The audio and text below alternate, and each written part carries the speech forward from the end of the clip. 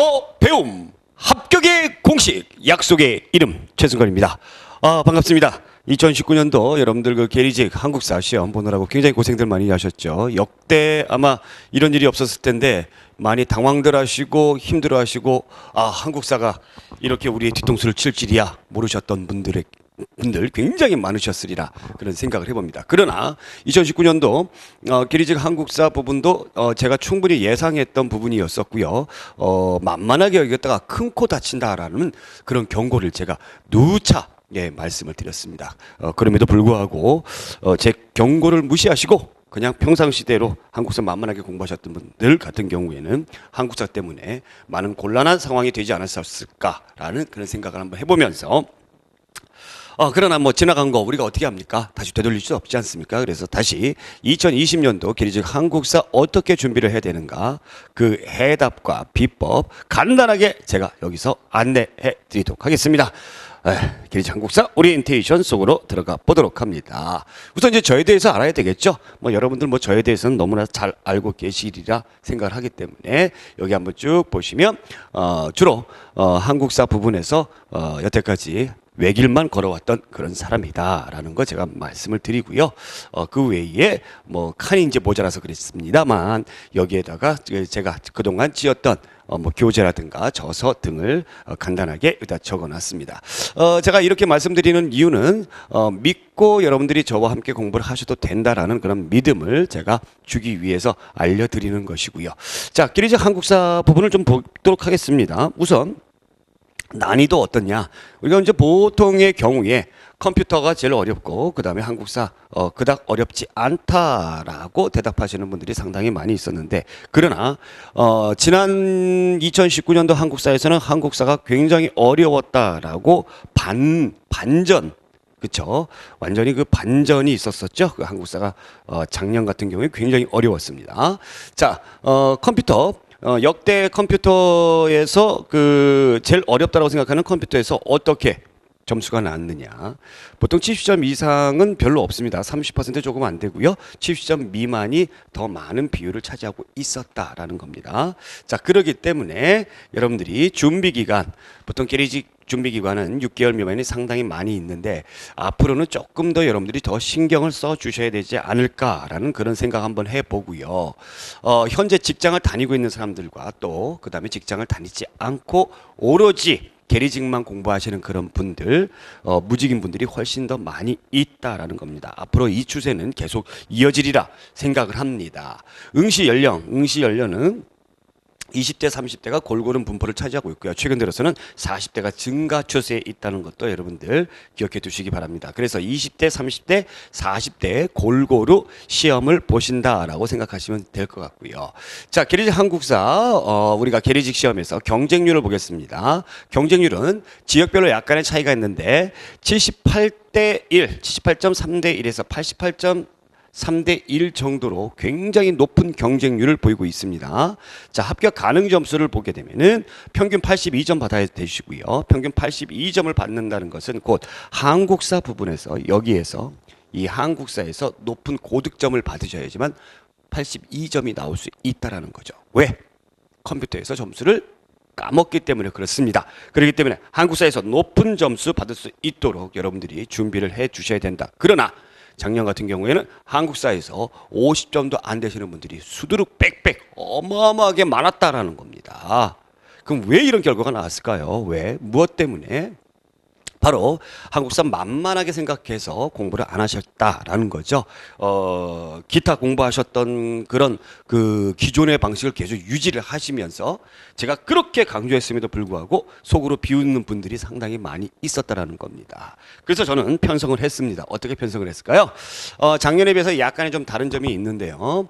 작년 같은 경우에는 그 이론서, 특히 여기 이론서 부분, 요 이론서 부분이 약간의 차이가 있습니다. 이론서가 약간 그 좀 공부하기 편한 그런 이론서가 있었고요. 또 그 다음에 아주 심층 심화 이론서가 두 권으로 나눠져 있었는데 이론서를 통합을 했습니다. 올해는 이론서를 통합을 했다. 그래서 이론서를 이제 보시면 이렇게 나와져 있죠. 시중에 여러분들이 사실 수가 있고 또 그 다음에 인터넷 또 그다음에 회사에 주문해서 이렇게 여러분들이 받아보실 수가 있습니다.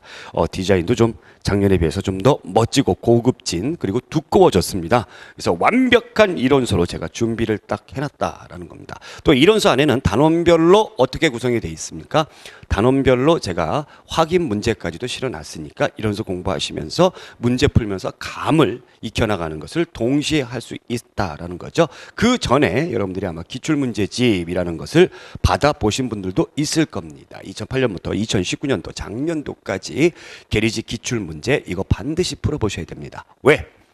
문제가 이렇게 나오는구나. 그 감을 익혀야 되기 때문에. 그 다음에 이제 이론서로 정말 열심히 공부를 해 주셔야 된다는 거죠. 이론서.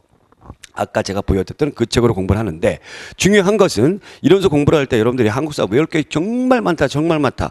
자, 그래서 열심히 외우고자 생각을 하고 작정을 하고 덤비시는 분들 상당히 많이 있는데 그 분들은 거의 좋은 결과를 못 낸다고 보시면 돼요.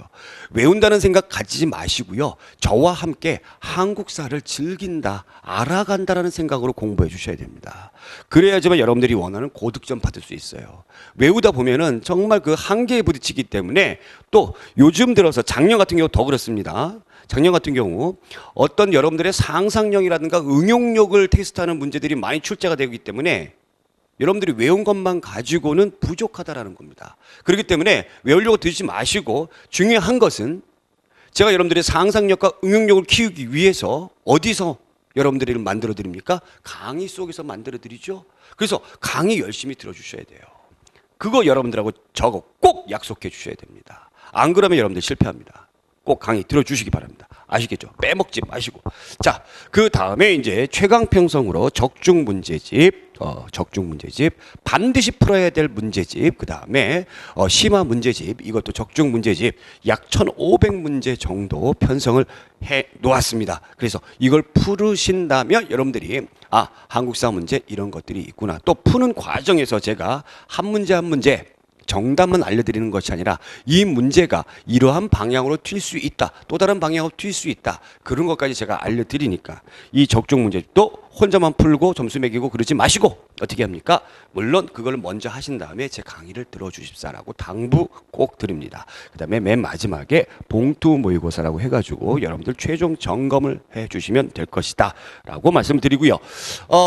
교재 편성에 대해서 잠깐 알아보도록 하겠습니다. 지금 뭐 이론서이기 때문에 이론서는 여러분들 다른 이론서랑 좀 다르게 어떻게 편성이 되어 있냐면은 시대별 흐름별로 이렇게 된 것이 아닙니다. 어떻게 되어 있습니까? 여러분들 테마별로 되어 있다라는 겁니다. 이게 제일 중요합니다. 제가 분명히 아까도 누차 말씀드렸습니다만 작년에 할 때에 여러분들이 이론 공부할 때에 테마별로 공부를 하지 않으시면 심화적인 내용을 다루기가 어렵기 때문에 제가 작년에도 테마별로 테마 이론서다 해가지고 여러분들과 함께 공부를 했던 기억이 납니다. 올해 역시 그 방향으로 여러분들을 제가 열심히 지도를 할 계획인데 대한민국에서 테마 이론서다 해가지고 내놓은 그런 교재도 별로 없거니와 있다고 해도 그냥 수박 겉핥기 식으로 했고요. 지금 제가 하는 그 강의는 아마 대한민국에서 처음으로 여러분들을 테마 이론서로 한국사를 접근하는 그런 선생이 아닌가라고 제가 자부를 합니다. 자, 그럼 테마 이론서는 우선 정치사가 있습니다. 정치사. 우리가 흔히 말하는 그 정치적 흐름을 얘기하는 것이죠. 그 정치사를 쭉 공부를 하고요. 그 다음에 시대별로 경제사가 나타나져 있습니다. 경제. 그 다음에 문화, 사회사.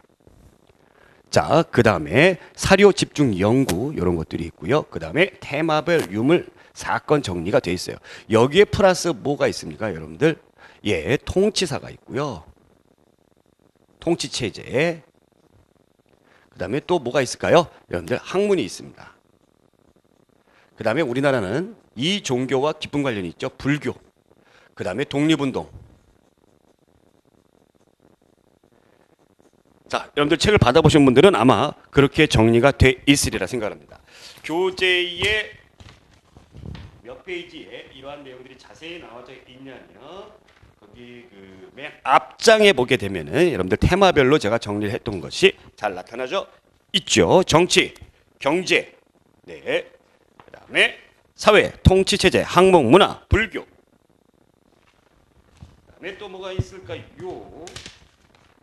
독립전쟁, 그 다음에 기출 심화 자료, 사료까지 제가 정리를 다 했다라는 겁니다. 사료까지. 그래서 이런 것들 위주로 제가 충분히 여러분들 강의를 이론을 확실하게 하기 위해서 강의를 준비했으니까 여러분들이 반드시 여러분들 저와 함께 강의 꼭 들어줘 가면서 괜히 엉뚱한 데서 시간 낭비하지 마시고 저와 함께 공부하시면 2020년도 반드시 한국사에서 물 먹는 일 없습니다. 한국사가 여러분들에게 효자 노릇을 할 것이라고 저는 믿습니다. 더 배움, 합격의 공식이죠. 여러분들 배움과 함께하면 반드시 계리직 합격할 수 있고요. 특히 저와 함께 하신다면 한국사에서 최고의 만족감을 느끼실 수 있으리라 생각합니다. 강의에서 만나겠습니다. 고맙습니다.